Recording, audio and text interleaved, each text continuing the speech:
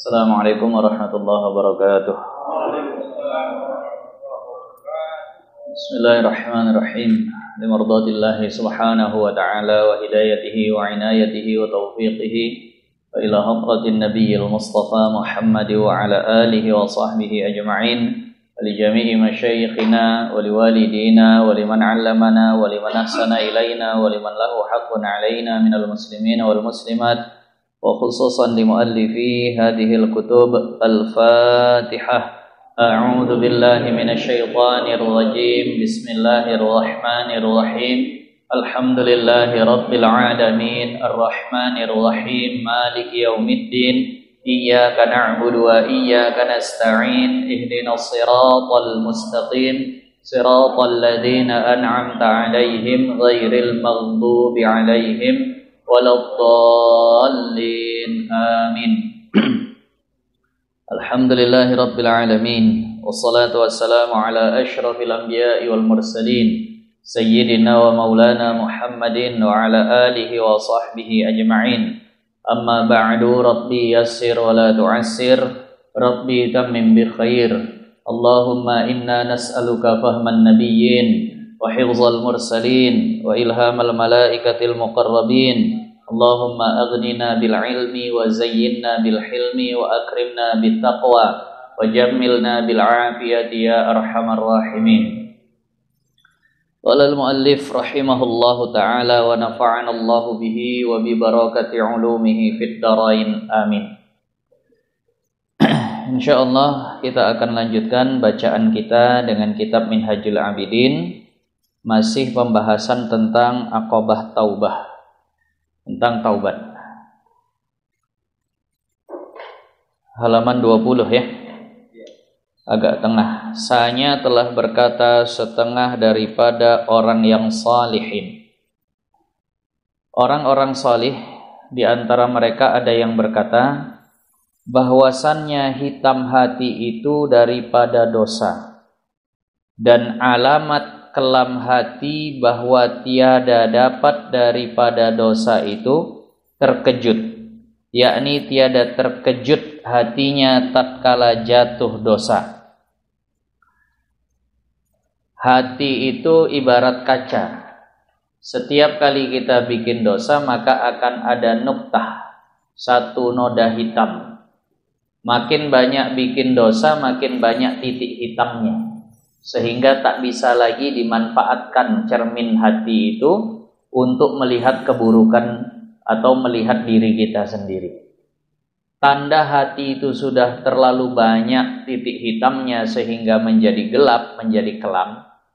Dia tidak lagi gelisah, tidak lagi panik, tidak lagi khawatir ketika melakukan dosa. Itu maksud terkejut di dalam bahasa situ. Tanda alamat kelam hati itu bahwa tiada dapat daripada dosa itu terkejut. Jadi kalau dia jatuh kepada dosa, tak ada lagi panik hatinya. Orang yang hatinya masih bagus, ketika dia melakukan dosa dia panik. Seperti orang yang tak pakai helm jumpa polisi. Seperti orang yang tak pakai sabuk pengaman didatangi polisi. Maka ketika dia melakukan dosa, dia sadar ini dilihat Allah, dia menyesal, dia bingung, dia istighfar, dia ketakutan luar biasa. Itu tanda bahwa hatinya belum kelam total. Tapi ketika hatinya sudah kelam total, dia tidak lagi merasakan kepanikan itu. Bahkan di dalam syarahannya kitab Sirajut Talibin, bahkan dia menikmati, bahkan dia senang dengan dosanya tadi itu. Jadi kalau kita melakukan dosa masih menyesal, itulah bahasa terkejut tadi, mesti agak ada rasa syukur. Tapi hati-hati kalau terus-menerus tidak ada keinginan untuk berhenti, maka nanti sudah hilang rasa penyesalan itu.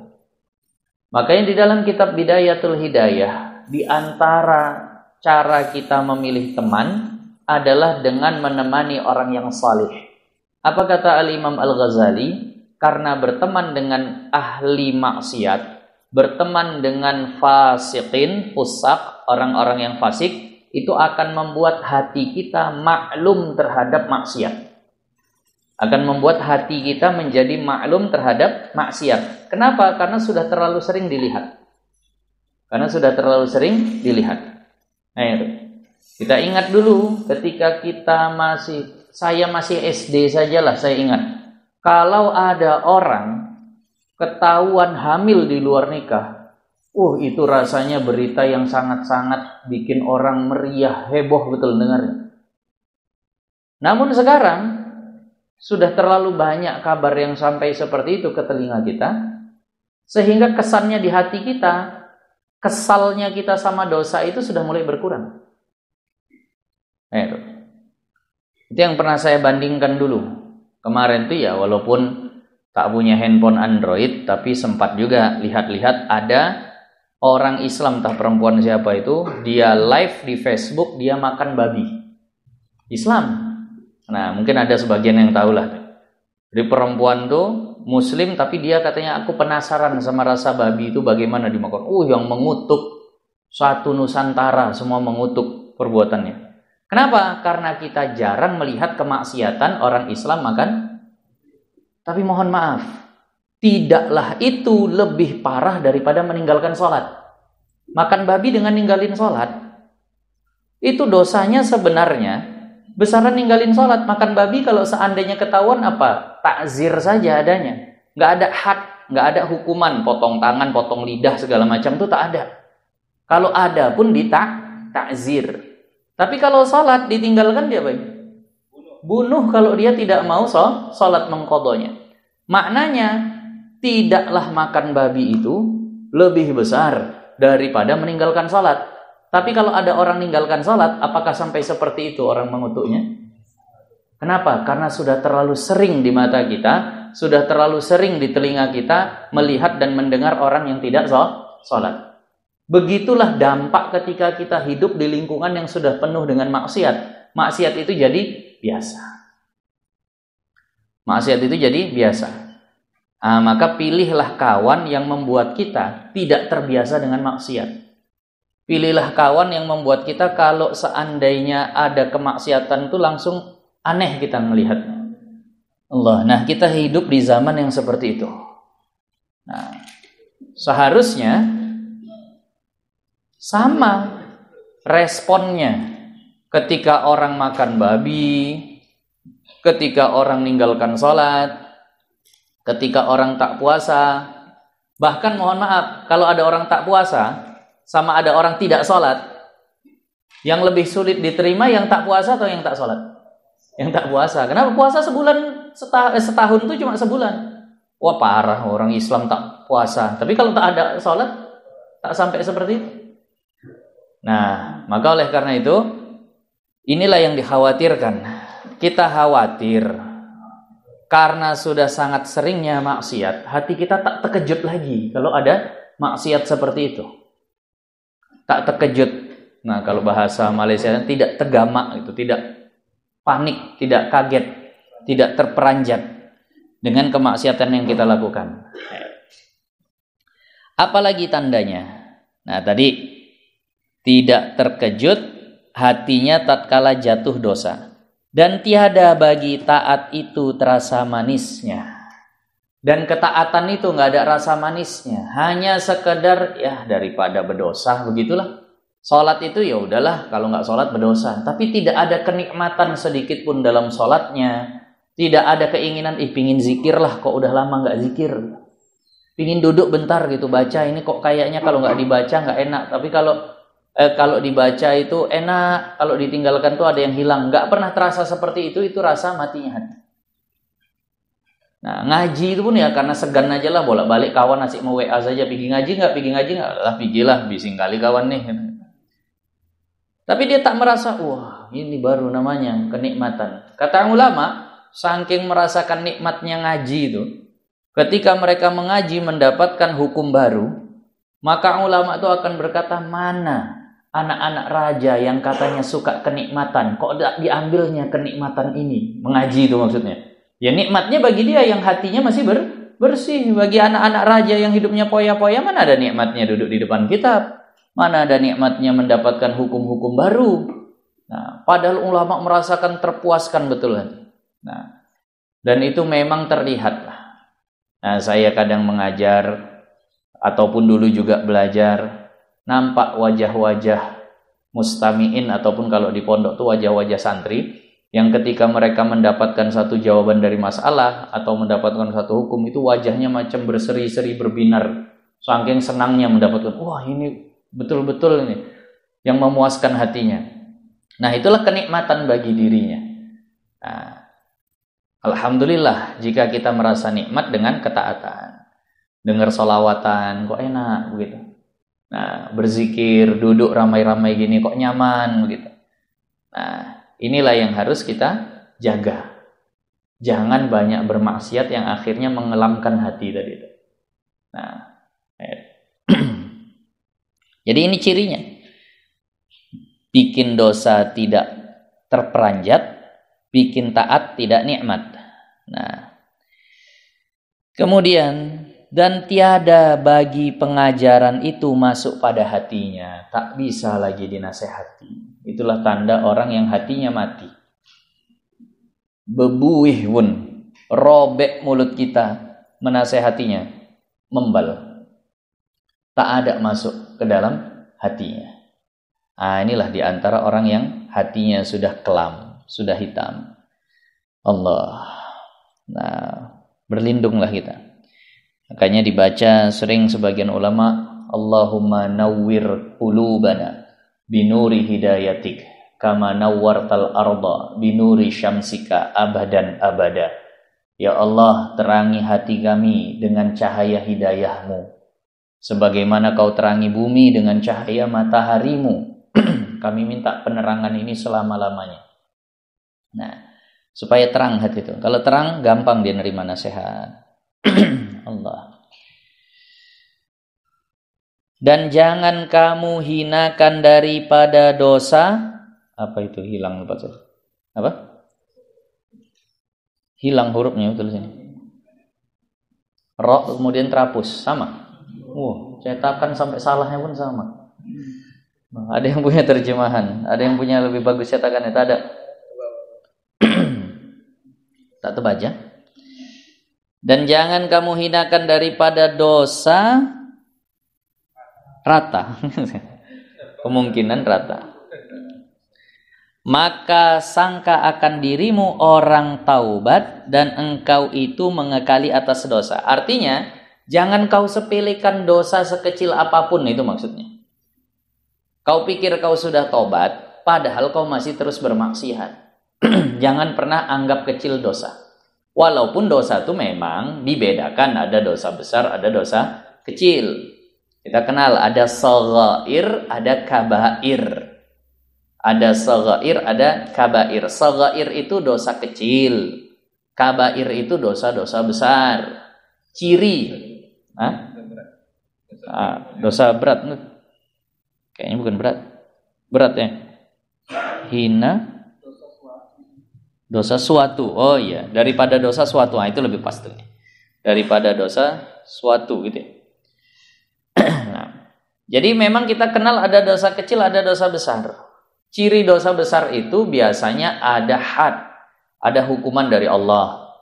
Mencuri potong tangan, berzina dirajam atau dicambuk, minum khamar dicambuk. Nah, itu biasanya ciri dosa besar satu. Yang kedua, ada janji laknat daripada Allah Subhanahu wa taala atau dari Rasul.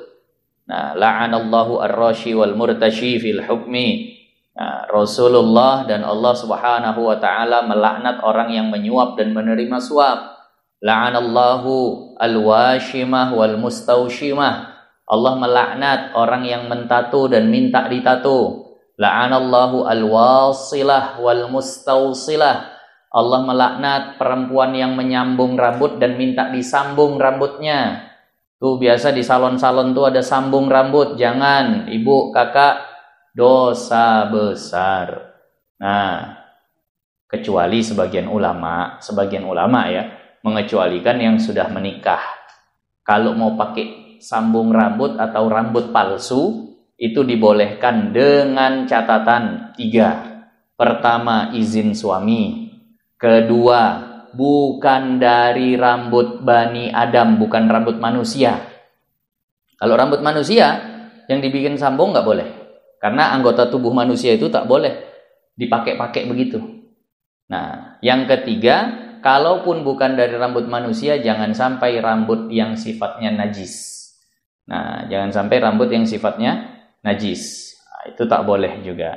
Jadi maka ini ketentuannya. Jadi itu termasuk dosa besar. Kenapa? Ada janji laknat seperti itu. Nah, tapi kalaupun dia tidak termasuk ke dalam dosa besar, contoh dosa kecil itu mohon maaf tapi jangan sampai salah. Nah, bukan untuk mengecilkan dosanya, namun ini untuk ilmunya. Misal memandang kepada aurat lawan jenis yang bukan mahram, itu termasuk dosa kecil. Seperti itu. Nah, walaupun yang seperti itu termasuk dosa kecil, jangan pernah disepelekan. Nah, dulu ada diajarkan oleh guru kami Muallimuna Supriyadi, idza adnabta dzamban saghiran fala tanzur ila sighari. Kalau kau bikin dosa kecil, jangan kau lihat kecilnya. Fanzur ila man adnabtahu, tapi lihat kepada siapa kau berdosa, kepada siapa kau bersalah. Memang dosanya kecil, tapi salahnya sama Allah. Itu tadi. Kalau kita bikin dosa yang sama, nah, tak sengaja terpukul kepala kawan nih, ya udahlah, itu mungkin kita tak terlalu risau. Tapi kalau perkara yang sama itu terjadi kepada guru kita, tak sengaja terpukul kepala guru kita, oh tuh jadi besar tuh masalah. Nah, begitulah. Apalagi kalau seandainya kemaksiatannya itu kepada Allah Subhanahu wa taala. Nah, jadi jangan disepelekan. Maka sesungguhnya telah sampai kepada kami daripada Kahmas, nah, anak Hasan. Nah, ini nama ulama lah, nama tokoh sufi. Daripada Kahmas anak Hasan, bahwasannya berkata ia, berdosa aku akan dosa yang amat besar. Aku telah melakukan dosa besar, dan aku duduk menangis atasnya masa 40 tahun. Habis bikin dosa tadi, yang kata dia dosa besar, kata beliau ini dosanya dosa besar, sehingga beliau menangis 40 tahun. Tiap ingat itu nangis, tiap itu nangis sampai 40 tahun. Nah, ditanya orang baginya, dan apa ia hai Aba Abdillah? Ada orang bertanya, apa dosa besarmu sehingga kau menangis 40 tahun wahai Abu Abdillah? Katanya, telah ziarah akan daku saudara bagiku. Saudaraku datang menziarahiku. Nah, fillah, saudara karena Allah Ta'ala. Maka aku beli baginya ikan. Aku belikan ikan. Maka makan ia, kemudian berdiri aku kepada pagar rumah jiranku. Maka aku makan bersamanya. Setelah selesai makan, aku bangkit berdiri di pagar rumah tetanggaku. Maka aku ambil daripadanya sepotong tanah. Diambil dari area rumah tetangganya tadi sepotong tanah. Maka membasuh dengan dia tangannya, dan tiada aku minta halal daripada empunyanya. Mohon maaf, berarti kawannya yang ngambil tanah. Jadi saudaranya datang, dibelikan ikan, makan. Kemudian tamunya tadi setelah itu beranjak ke samping rumah tetangganya, diambil tanah. Orang dulu kan kadang biasa digosok dulu ke batu atau bagaimana lah begitu. Nah, supaya hilang dulu bekas-bekas makan tadi. Nah, kemudian tiada aku minta halal daripada empunyanya dahulu. Inilah dosaku. Itu yang kata beliau dosa besar. Sampai 40 tahun beliau nangis terus kalau teringat itu. Ternyata perkara tamunya menggosokkan tangannya ke dinding tetangganya tanpa dia minta halal. Allah. Nah, awak kadang ke baju kawan pun dilap, apalagi ke dinding orang. Ya Allah ya Rahman. Inilah bagaimana salafun salih, ulama-ulama terdahulu memandang dosa. Tak pernah meremehkan dosa sekecil apapun. Ya Allah, gimana kita? Nah kalau seandainya ini diperhitungkan seperti itu, tak terhitung dosa kita banyaknya. Itu dosa beliau. Nah, di satu riwayat ini tertulis di beberapa kisah. Saya ada baca di beberapa tempat tentang kisah ini. Ada seorang ulama mirip seperti ini. Setiap beliau melewati satu tempat, beliau akan berdiri gemetaran dan bercucuran keringatnya walaupun di musim dingin. Musim dingin, musim salju tapi berkeringat. Sampai ditanya muridnya, "Tuan, kenapa setiap kali melewati tempat ini engkau keringatan padahal ini musim dingin?" Maka beliau berkata, "Aku pernah lewat tempat ini dulu. Setelah makan, aku berjalan, kuelapkan tanganku ini di tembok salah satu rumah yang ada di sini. Sampai sekarang aku belum bisa minta halal, minta ridho sama orangnya." Mengingat itu terus ketakutan. Kita kalau terpijak lumpur, kotoran, sengaja kita cari batu rumah orang, kita gesekkan tapak. Nah, sendal kita, tapak sepatu kita tadi itu ke situ ya. Kalau dulu SD, terpijak, mohon maaf, kotoran kucing, kita carilah dinding-dinding rumah orang yang agak tajam, gesekkan ke situ. Allah. Orang dulu memandang seperti itu sesuatu yang sangat berat. Nah, Al-Imam Abu Hanifah rahimahullah ta'ala dalam satu kisahnya, beliau punya rumah disewakan. Pada suatu hari beliau keluar dari rumah pribadi beliau, kemudian beliau lihat sandal beliau itu berlumpur, jadi beliau kibaskan. Ternyata lumpurnya kena ke rumah beliau yang sedang disewakan orang, yang sedang disewa orang. Maka beliau katakan, "Assalamualaikum." "Waalaikumsalam. Mohon maaf, tak sengaja. Aku tadi menyipratkan lumpur ke rumah ini yang sedang kau sewa ini." Ya orangnya bilangnya, "Kan tuan yang punya." Ya. Maka katanya, "Sudah, bulan ini kau tak usah bayar uang sewa." Wah. Kalau kita begitu tiap hari lah tuan cipratkan, tidak masalah. Ya. Begitulah menganggap kesalahan tadi itu.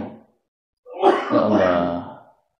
Makin besar orang, makin besar juga dosa itu di matanya. Biar Allah saja yang pandang dosa besar kita itu kecil, tapi kita jangan pandang dosa kecil kita itu kecil. Kita tetap pandang dosa kecil itu bisa jadi perkara berat nanti di akhirat. Kalau Allah memang menghisap kita dengan adilnya, dengan nama muntaqimnya, wah selesai kita. Tak bisa kita menghindar. Kalau memang Allah betul-betul mau hisap kita dengan adil. Tapi kita harap Allah menghisap kita dengan rahmatnya, dengan rahim, dengan nama rahim. Jadi mudah semua, dengan kasih sayangnya, bukan dengan keadilannya saja. Nah, dan demikian lagi, nah, ada seorang lagi surat menyurat. Lagi menyurat surat kiriman. Jadi bikin tulisan di kertas. Padahal ia duduk pada rumah sewanya, dia duduk di rumah sewanya. Berkehendak ia bahwa menaruhkan debu pada suratnya. Saya nggak tahu bagaimana teknologi atau teknik menulis dulu. Zaman dulu itu habis nulis dikasih debu, dikasih tanah. Wallahu a'lam bagaimanalah caranya. Pokoknya begitulah, habis menulis nanti dikasih tanah. Mungkin biar kering atau bagaimana, nggak paham. Tapi begitulah cara dulu. Nah, jadi habis menulis dia berkehendak untuk menaruhkan debu pada suratannya daripada tanah yang pada jidar rumah itu. Ini rumah dia yang sedang dia sewa, rumah orang yang sedang dia sewa, bukan rumah pribadi. Nah, jidar rumah itu. Maka terlintas dengan hatinya bahwasannya rumah ini sewa. Kemudian maka terlintas pula pada hatinya tiada yang membinasakan dengan sedikit tanah ini. Jadi dalam hatinya gini, ya kan rumah ini udah ku sewa. Terus kalau ku ambil dikit pun enggak masalahnya nih orang rumah begini. Debunya aja diambil sedikit. Orang udah dia sewa, lagi pun itu tidak akan membinasakan. Nah, maka diambil akan dia, maka ditaruh pada suratnya. Maka mendengar ia akan hatif. Hatif ini ada suara tapi tak ada rupa. Dia mendengar ada suara yang tidak berupa. Nah, dia ada hatif. Berkata, lagi akan mengetahui oleh orang yang meringan dengan tanah ini barang yang dijatuhkan esok hari daripada panjang hisapnya. Apa kata hatif tadi bahasa kita? Orang yang menganggap masalah tanah ini ringan, nanti di akhirat dia akan tahu bagaimana pertanggungjawabannya akan panjang dihisap Allah. Terdengar begitulah suara. Ya Allah. Udah banyak betul itu. Mangga orang, rambutan orang, segala macam. Makanya diiringilah dengan bacaan-bacaan yang bisa menggugurkan dosa. Diiringi dengan amalan-amalan yang dengan amalan itu Allah janjikan pahala. Nah, teruslah imbangi. Kalau di Al-Quran dikatakan, iringilah kejahatan dengan kebaikan, maka kebaikan itu akan menghapuskan kejahatan. Banyak udah jahat kita. Habis sholat tuh jangan lupa baca ayat kursi. Istighfar minimal 3 kali. Astaghfirullah. Gak bisa yang panjang. Astaghfirullah, astaghfirullah, astaghfirullah. Kalau mau yang panjang bagus. Astaghfirullahalazim alladzi la ilaha illa huwal hayyal qayyuma wa atubu ilaik. Itu dibaca 3 kali. Ayat kursi jangan lupa. Nah, ayat kursi jangan lupa. Nah, kemudian baca segala macam hal yang akan memudahkan kita nanti. Banyak amalan-amalan. Nah, maka bersungguh-sungguh olehmu. Nah, ini insya Allah akan datang.